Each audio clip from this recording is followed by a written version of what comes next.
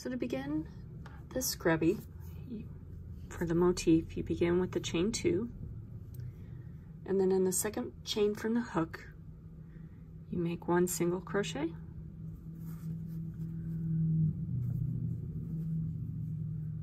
one double crochet,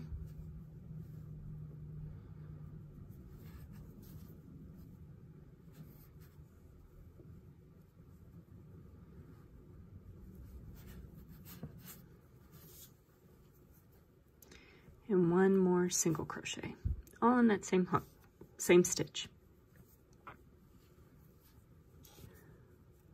And then for row 2, chain 1 and turn. You will make 1 single crochet in that first single crochet. In your double crochet that you made, you will repeat the grouping of 1 single crochet, double crochet,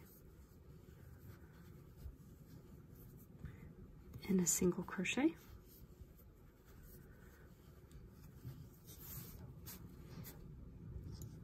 new single crochet in the last stitch, the last single crochet of row 1.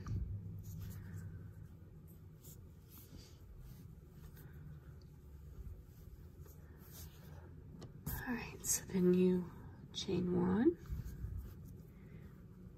single crochet in each of the single crochet stitches of the previous row. In the double crochet of the previous row, you make that same grouping.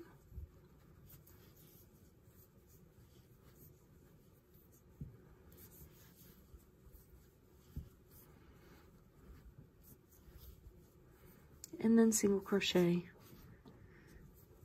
in each of the single crochets of the previous row.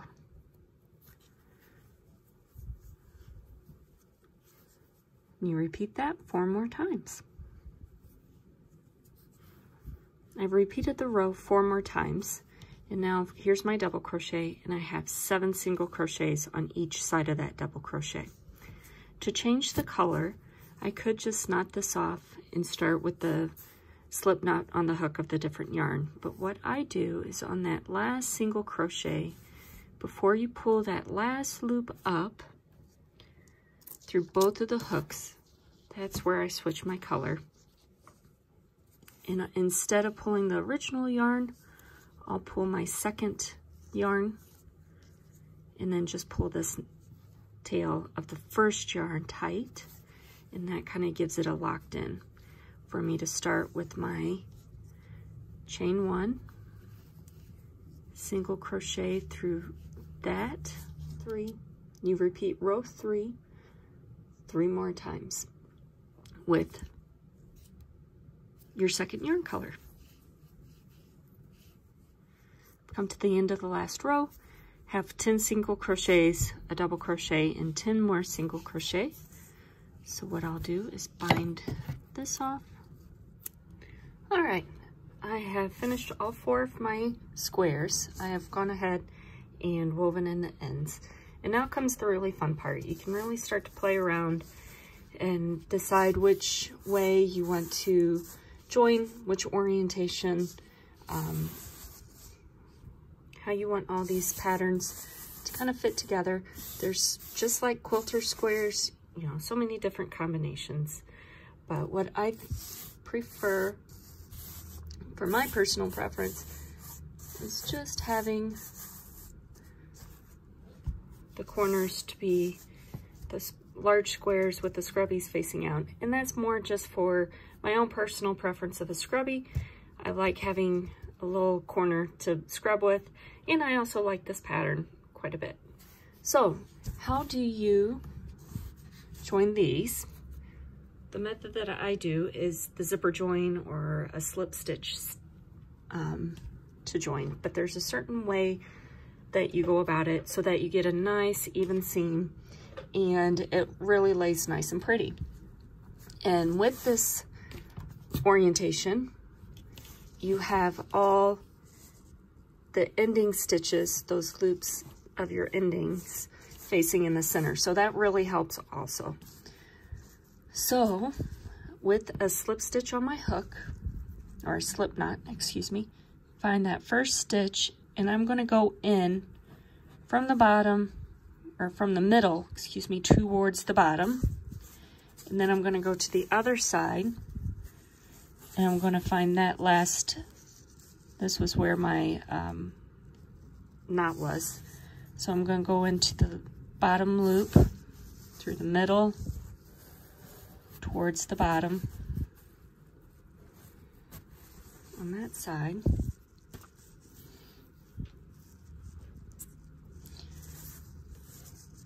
And from behind,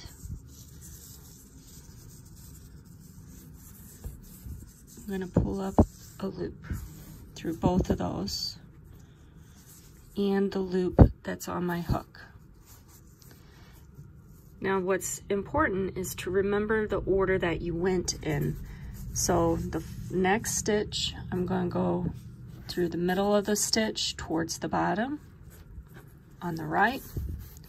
On the next side, the middle of the stitch towards the bottom on the left, and pull up a loop.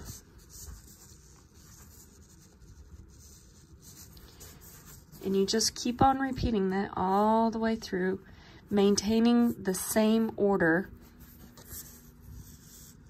that you did on your first stitch.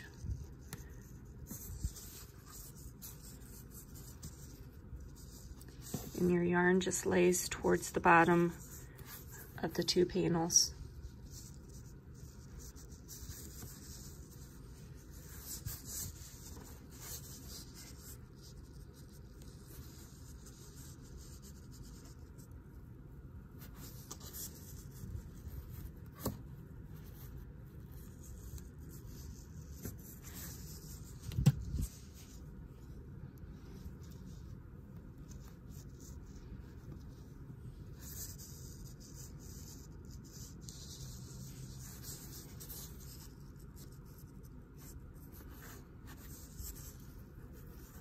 All right, I've come to the last of the single crochets of that side. My next loop is the double crochet for the turning corners. And you can see that it really starts to give a nice flat join. You do get some of those scrubbies poking through. If it bothers you, you could take a needle and pull them through, poke them back through. And then on the back side, it's a nice clean tie-in as well. So for this next step, what you're going to do is go into, make sure your orientation is right. Nothing like getting done and then finding out you switched one around. Go into the corner, same side first. So on my right, I'm going through the middle and going down. And then find your double crochet, middle, down on what would be your left side. You can do your left side first and then your right. There is no reason why to go one way or the other. Just make sure you stay consistent on which way you're going throughout the entire seaming process. And then we'll continue all the way up through this side. And there we go. And then you just tie that side off. You're going to do the same thing starting on this side. I start on my right, go through the middle of the loop and down, find the corner on the left, which is hard for these scrubbies, so just do your best. Go through the middle and down. And then with this, since you've already tied the center going across, you gotta kind of work through that little peephole that you have.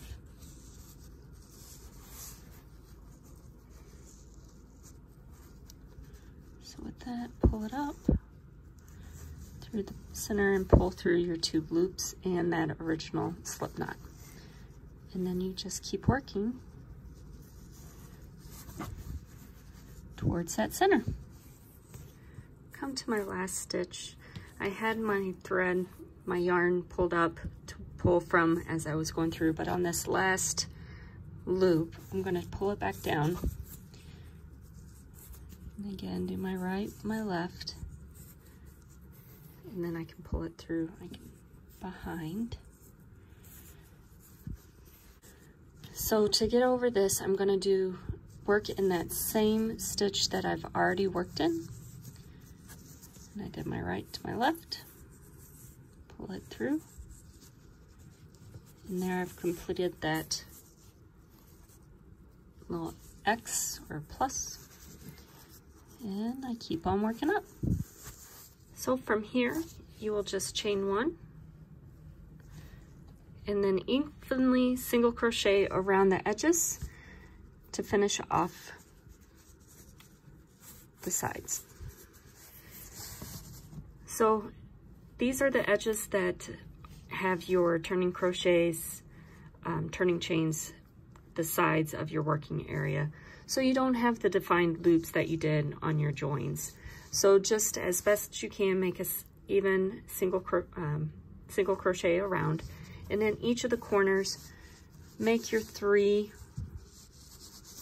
single crochets in the same spot, and that'll help get you around the corner without turning, and then pulling towards the center. So, and you just keep on working down to the next side. All right, I'm coming to where I started, that single crochet around the edge. That was my last one. So this one that starts leaning towards there, I'm just going to come through, pull up all the way through, and then bind off right there. Then weave in my ends, and there is your quilter stitch scrubby. So I can't wait to start doing dishes with this one. Nice little corner to get all those bits that stick on. So a lot of fun, a lot of options, a lot of things you can play with. Hope you enjoy it as well. Please like and subscribe so you don't miss out on any other great patterns from City Farmhouse Studio. Bye!